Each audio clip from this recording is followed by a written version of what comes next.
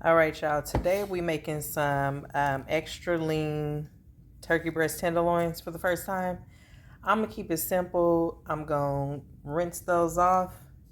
Then I'm gonna put some Creole seasoning, some Italian seasoning, and some country crock. I'm gonna pop it in the oven. The back says to put it in the oven at 325. Can y'all see that? That's what I'm gonna do.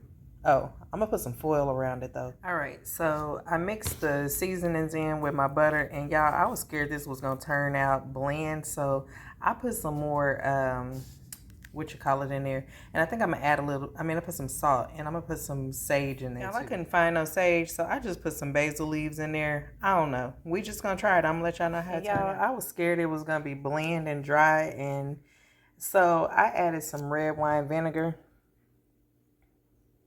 And I'm just going to see what that's going to do. Y'all, I was still a little nervous, so I added a little bit more of that Creole seasoning. I put a little bit of water because, I'm sure it's going to create its own juices, but I don't want it to be dry. So I just put the butter on top of there like that, and then I'm going to put some foil on it and pop it in the oven until it's done.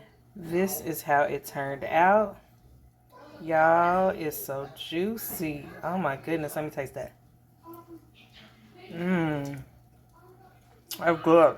That is good.